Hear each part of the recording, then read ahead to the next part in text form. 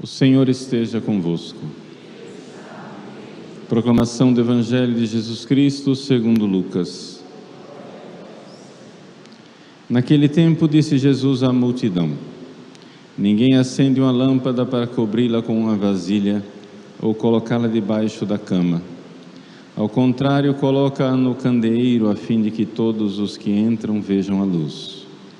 Com efeito, tudo que está escondido deverá tornar-se manifesto, e tudo que está em segredo deverá tornar-se conhecido e claramente manifesto. Portanto, prestai atenção à maneira como vós ouvis. Pois a quem tem alguma coisa será dado ainda mais, e àquele que não tem será tirado até mesmo o que ele pensa ter. Palavra da salvação.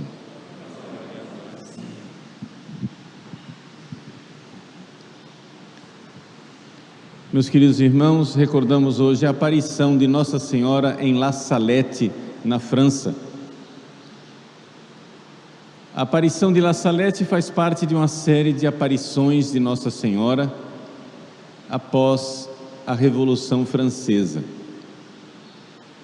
Como vocês sabem, a Revolução Francesa foi o início de uma série de transformações na sociedade ocidental, de tal forma que nós podemos dizer que o mundo atual, a mentalidade que nós temos, as ideologias que hoje movem o mundo moderno, todas tiveram mais ou menos origem na Revolução Francesa, que é um evento histórico lastimável, um evento histórico realmente lamentável, um evento histórico que nós deveríamos não comemorar, mas realmente considerar como sendo o início de grandes males espirituais.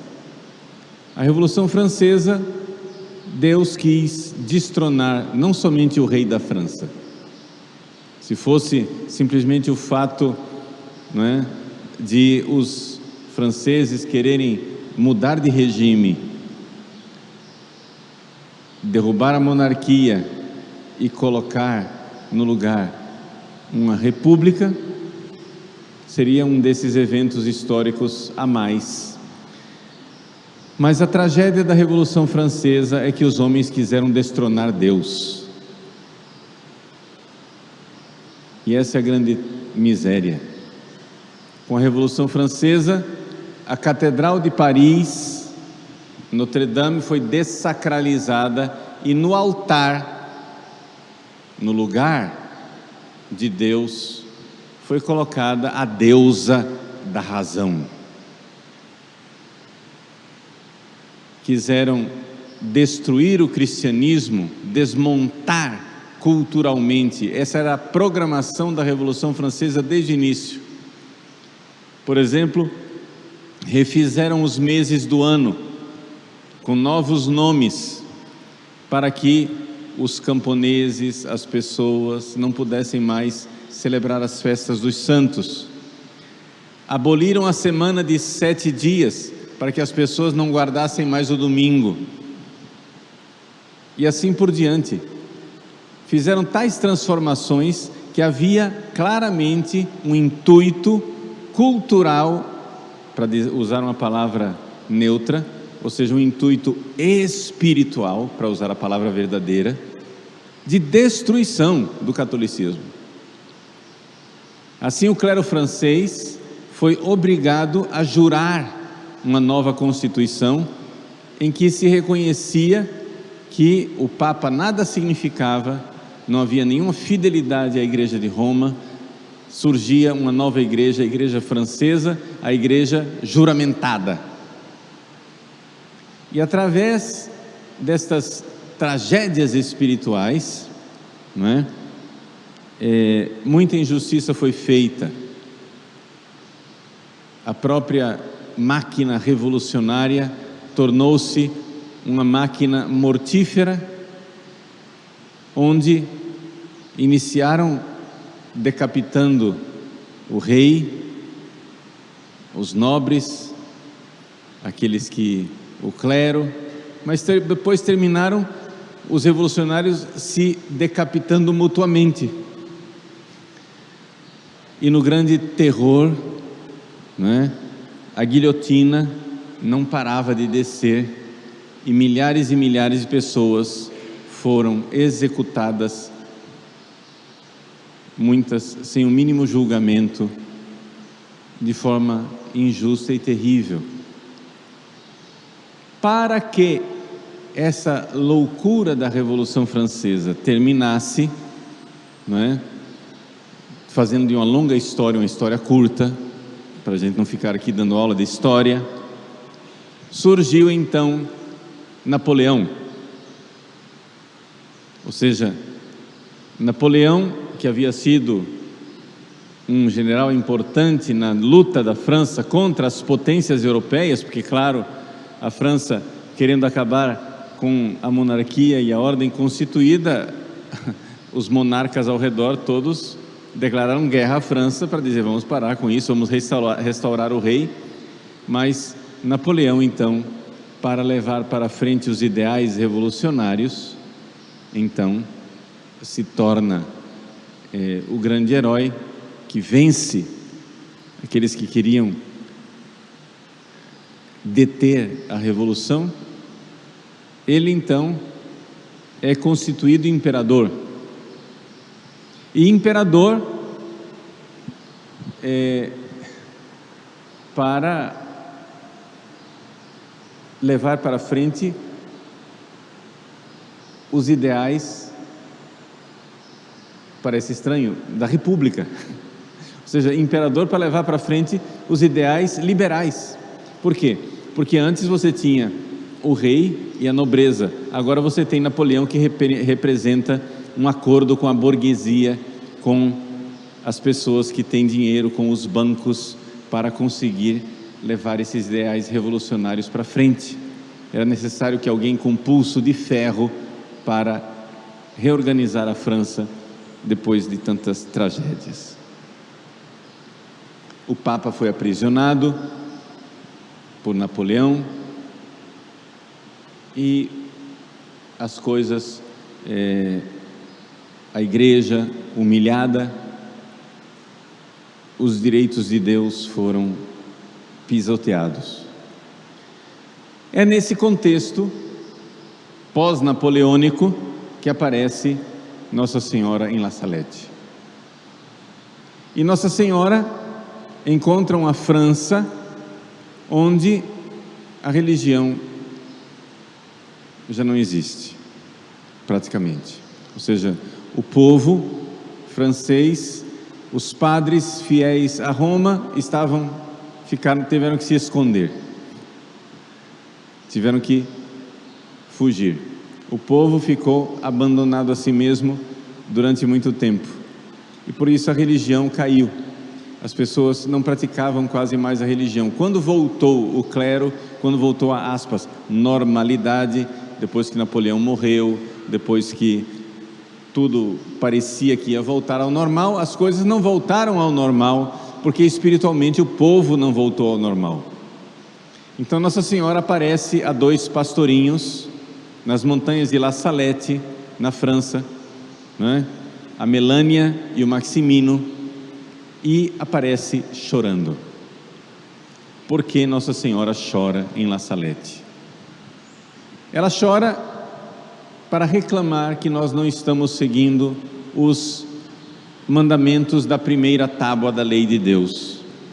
Veja, é claro que houve muita tragédia e muito pecado contra os mandamentos da segunda tábua. Quais são as tábuas da lei de Deus? Tem a primeira tábua que fala dos direitos de Deus: amar a Deus sobre todas as coisas, não tomar seu santo nome em vão, guardar domingos e festas. E a segunda tábua da lei, que são os mandamentos com relação ao próximo, não é? Honrar pai e mãe, não matar, não pecar contra a castidade, não furtar, não levantar falso testemunho, não desejar a mulher do próximo, não cobiçar as coisas alheias. Essa é a segunda tábua. É evidente que a Revolução Francesa provocou muita injustiça, muita desgraça, morte, tragédias, os pecados contra o próximo.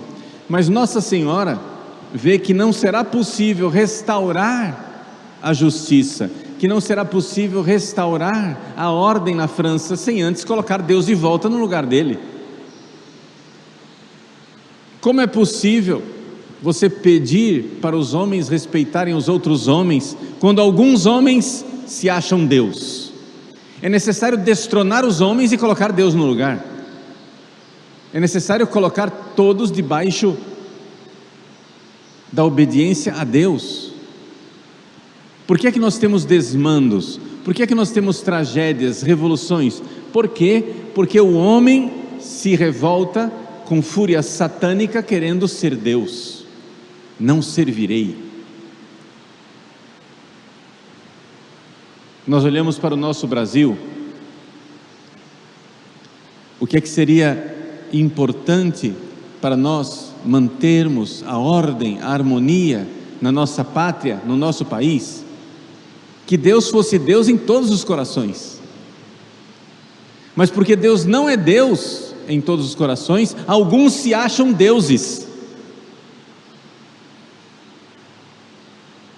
E o que decorre disso é injustiça, é tirania, é opressão.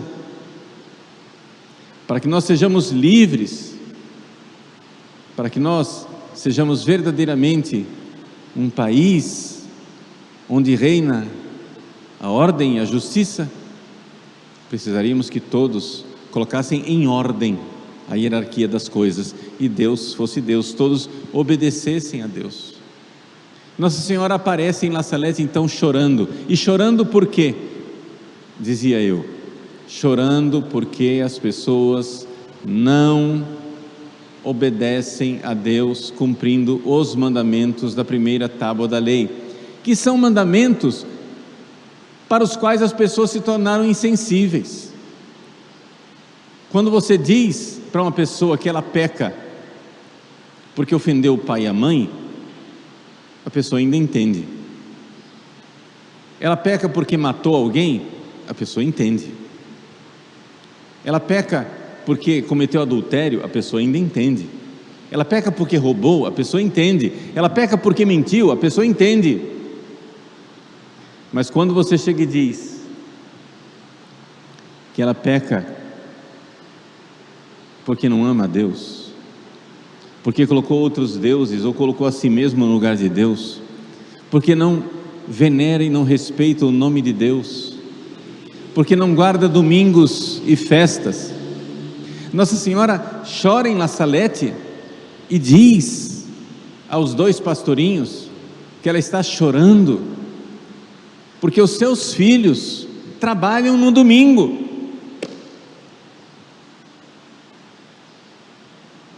E as pessoas olham espantadas e dizem: mas isso é pecado?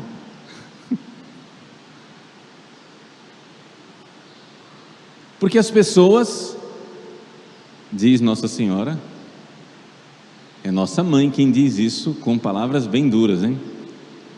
Fazem fila no açougue para comer carne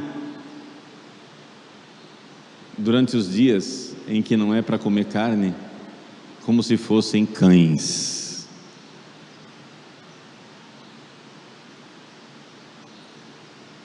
É duro que a nossa mãe nos dirija uma palavra dizendo: vocês se comportam como cachorros, comendo carne no dia que não deveriam. Mas quem acha isso é pecado? Quem acha que isso é pecado? Nossa Senhora está simplesmente recordando os direitos de Deus. Não se trata aqui de nós ficarmos batendo duro em algumas normas que, claro, podem ser mudadas pela autoridade da igreja. Ou seja, qual é o tipo de trabalho ou não que a gente pode fazer no domingo, qual é o tipo de comida ou não que a gente pode comer às sextas-feiras. Tudo isso pode ser mudado pelas normas da igreja, e por isso para nós parece uma trivialidade, uma banalidade que Nossa Senhora apareça chorando por isso. mas é que Nossa Senhora quer que nós marquemos o nosso tempo, a nossa semana, a partir da nossa salvação. Toda semana o católico deve viver o ritmo da paixão, morte e ressurreição de Jesus. Na sexta-feira nós nos unimos a Jesus na paixão, a abstinência de carne, que claro, a igreja nos tempos atuais diz, nós podemos substituir por outra coisa. Você poderia, a norma é abstinência de carne na sexta-feira, mas você pode escolher fazer outra coisa. A igreja deixa livre, mas você precisa fazer outra coisa. Ou seja, é necessário lembrar que sexta-feira não é um dia qualquer. Na sexta-feira nós veneramos, adoramos, amamos nosso Senhor Jesus Cristo, que morre na cruz para nos salvar. Então o ritmo semanal de um católico é marcado por sexta-feira, domingo, sexta-feira, domingo, sexta-feira, domingo. A sexta-feira nos unimos à paixão de Cristo. No domingo é a festa da ressurreição.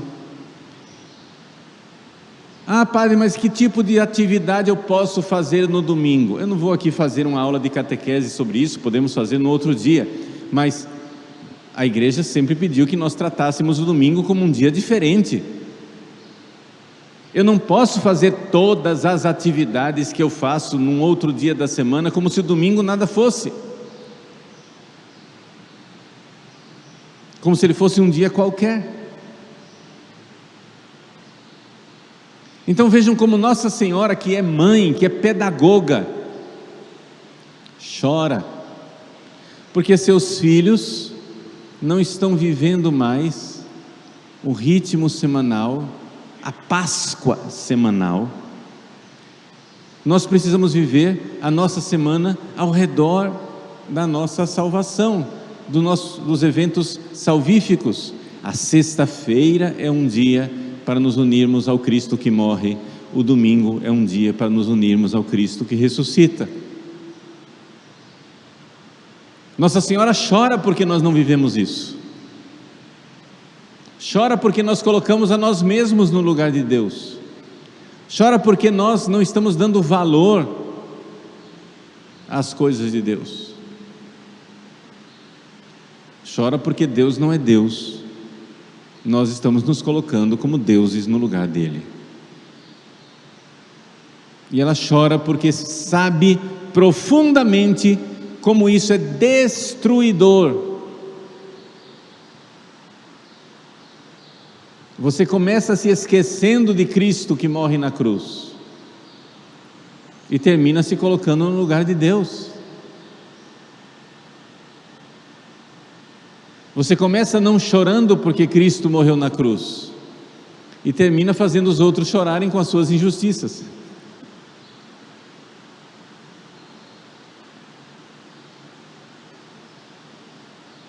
Nossa Senhora quer que nós tenhamos lugar para Deus em nossas vidas, que Deus seja aquele que marca os ritmos do tempo, os ritmos do nosso dia a dia, que a nossa vida seja toda ela pautada por Deus, que nós nos lembremos de Deus. O esquecimento de Deus faz Nossa Senhora chorar. Por quê? Porque ela quer a nossa felicidade, e ela sabe que serão felizes aqueles que amarem a Deus. Deus quer que nós o amemos, porque Ele sabe que serão felizes aqueles que o amarem. Nossa Senhora chora, porque sabe que serão condenados ao inferno os que não amarem a Deus, os que se colocarem no lugar de Deus. Então, nos 10 mandamentos, os principais mandamentos, a primeira tábua da lei, amar a Deus sobre todas as coisas, não tomar seu santo nome em vão, guardar domingos e festas. Esses mandamentos são importantes porque eles colocam em ordem a nossa vida para respeitarmos os outros mandamentos com relação ao próximo. Porque se Deus não for Deus, você vai tomar o lugar dele. Como mostraram os revolucionários franceses. Nós vivemos num mundo onde, para a maior parte das pessoas, Deus não é Deus. As vontades, os caprichos, as veleidades humanas tomaram o lugar de Deus. Nós achamos que temos o direito de nos reunir em parlamento e votar o que é certo e o que é errado. Nós somos homens e mulheres para além do bem e do mal. Nós queremos decretar tudo. Decretar desde o sexo das crianças, onde nós temos o direito de escolher o sexo que vamos ter. Nós queremos decretar o direito de fazer sexo sem reprodução, sem que isso tenha nada a ver com o nascimento das crianças. Nós queremos decretar que nós podemos dissolver as famílias.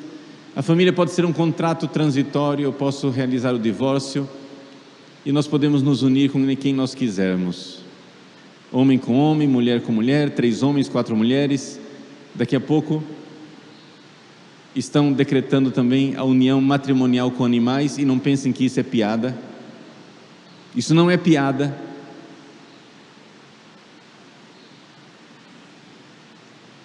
Onde o ser humano, rindo de Deus, quer ser agora ele o princípio da ordem, e por isso causamos a grande desordem. Como é que você, ser humano, é que quer decretar o que é o certo e o que é o errado? Então, se nós vamos ter na face da terra 7 bilhões de pessoas, onde cada um é Deus, então é evidente que nós vamos ter que ter um deusão maior, né? Que tiraniza e oprime a todos esses deusezinhos para que eles fiquem quietinhos e comportados. Isso chama-se ditadura. Mas se nós tivéssemos Deus no coração, seria diferente. O cristianismo nasceu historicamente diante de uma certeza: convém antes obedecer a Deus do que aos homens. Por causa disso, os nossos primeiros pais, os apóstolos, desobedeceram ao sinédrio. Por causa disso, os mártires derramavam seu sangue nas arenas romanas para se antepor, para resistir a um imperador romano que queria tomar o lugar de Deus. Hoje outros querem tomar o lugar de Deus. Nossa Senhora chora. Nós devemos ouvir esse apelo de mãe e colocar Deus de volta no lugar, mesmo que isso nos custe, como custou a tantos dos nossos ancestrais, o derramamento do nosso sangue, para dar a Deus o que é de Deus.